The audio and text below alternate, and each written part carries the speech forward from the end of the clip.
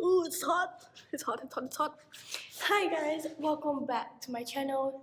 Today, instead of sitting down and yapping, I'm gonna stand and yap to you. So, I also stepped on my glasses the other day at Pilates, so it's kind of loose. But look how cute this is. Very cute, very cute, very cute. Thumbnail! Okay, without further ado, I'm gonna go ahead and start my presentation. Here, I got a step to press on this. I don't think I have a clicker. But, so for today's presentation, we're gonna go over know your voice and know your rights. And so you're thinking, what's on today's agenda? And so today we're gonna go over a few things, which is what is self-advocacy, what you should know, and I'm gonna give you some resources within the presentation, and also know your rights, and I'm gonna include those resources in the bio within the video. So this is a little kind of guide into what you should have in your little pocket, mentally, on your notes app, whatever. So the first one, obviously, is learning how to speak up for yourself in a very respectful, posh, I don't want to say posh, but very demure, professional way, which leads into communication, knowing how to deliver that message correctly. Next, especially as a student or as a work study student, is asking for deadlines extensions when needed, especially for essays or big projects. It depends on your professor. It all depends on context. So make sure that is included and you're not abusing that power of like, hey, I need a deadline for every single homework assignment due on Sunday, because that's not them, that is on you. And this is a big one, but using office hours effectively, what students really fail to do is utilize those office hours when the professors are just chilling on their laptops or Zoom meetings or whatever, because those are utilized for you so you can build relationships with your teachers, but also that's how you know how they grade, is when you talk to them and go through assignments. Let's say you got like an 85 and you're wondering how to bring up that grade. A good way is to go to office hours and discuss that with your teachers. I had one time when I went to office hours for a test or an assignment for like a short answer, free response, and I actually, with the TA, not the teacher, but they actually bumped it up 2 points. I'll take it. They bumped it up 2 points because they realized that they graded it incorrectly. Because at the end of the day, teachers, teacher assistants, which is a TA, they're just humans. Next, here are some A1 tips for advocacy. The first one is be clear and respectful in emails. As one would say, screenshots, getting clipped, receipts. Make sure in every interaction with your teachers or your professors that you are showing basic human decency. And if you need receipts, there is a trail already. Keep everything in writing in email. So as I said earlier, the email trail.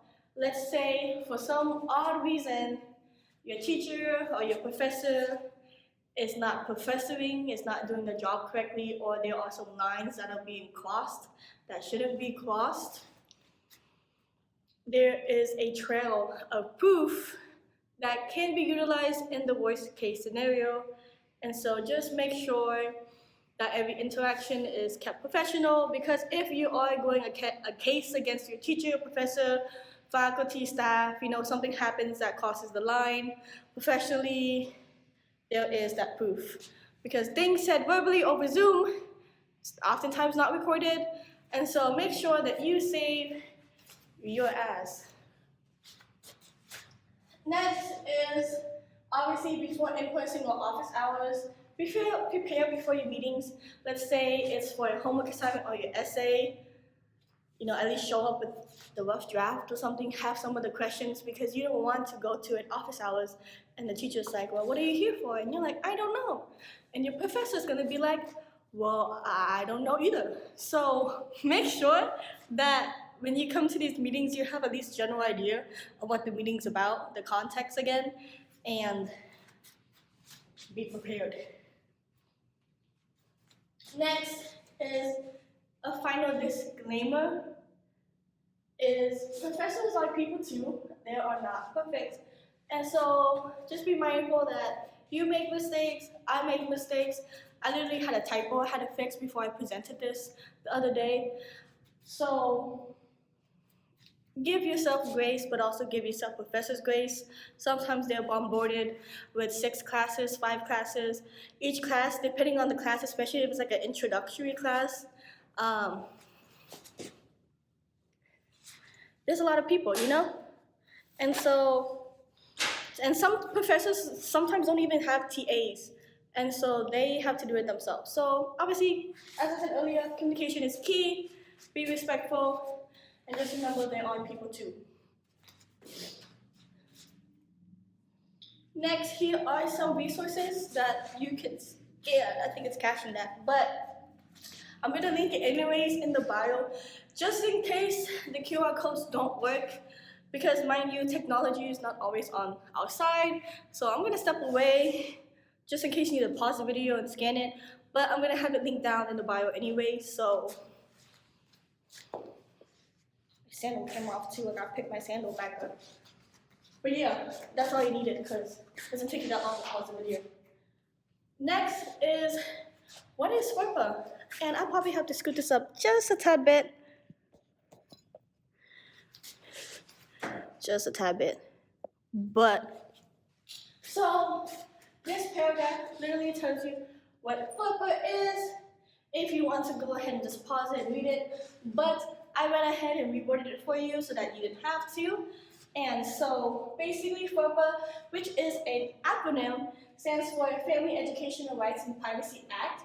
So FERPA is a federal law that protects the privacy of your educational records. So everything from, let's say you're a college student, your transcript, your GPA, the classes you're taking, the professors, so all that educational record is being protected. So once you turn 18, or when you start college, these are your rights as a student. So the first one is going to be access. So obviously, with your student portal, you're able to see all your student records and all that good stuff within your portal. Next is requesting changes. Obviously, if something is wrong in your records, you have to ask for it to be fixed, so you have that control over the documentations and things like that.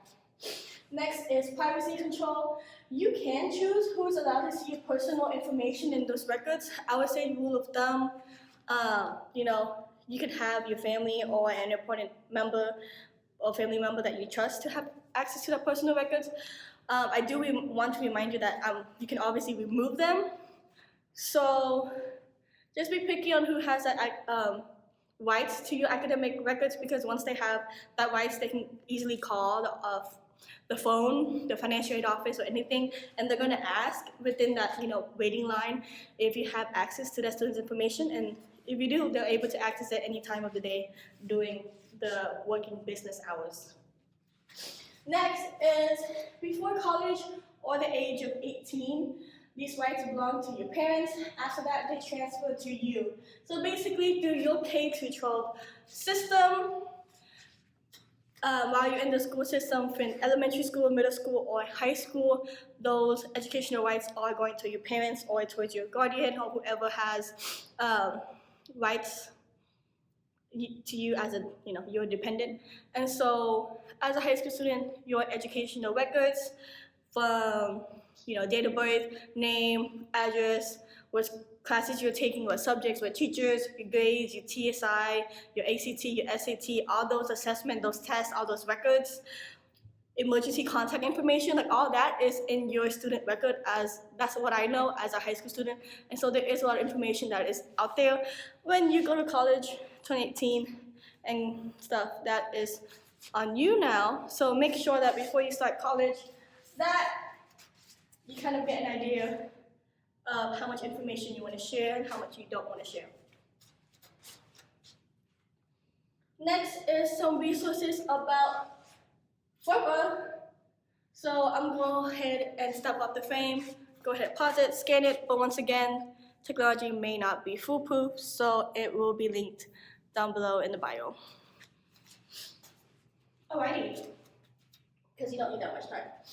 Next is, what is Title IX? And try to keep it as casual but also informative at the same time, because for some people it may be the first time they've ever heard of Title IX. So basically what Title IX is Title IX prohibits sex discrimination in educational programs or places that receive federal financial assistance. So some examples are colleges, universities, post-secondary institutions, and public systems of higher education. So you are protected under Title IX through these institutions listed down below. And there is going to be more resources that you can learn more about it and places that do advocate for Title IX on college campuses. So that will be included, as always, in every single video. So, know your 9. And so there is resources out there that offer, a little debrief of what Title IX is. I did find one resource, briefly saw it. I think it's a good resource. It's called, their Instagram is called Advocacy for Youth. And so it is a nonprofit that supports young people for organizing for sexual education for all the LGBTQ community and a lot of justice advocacy work. And so on their website, they do have resources, and basically it is a led project for advocates of youth that empowers students to end gender-based and sexual violence in schools. And so go ahead and check that out if you want to. And next, it's general just to know your Title IX, what Title IX is and the resources that your campus offers, because it does happen in school.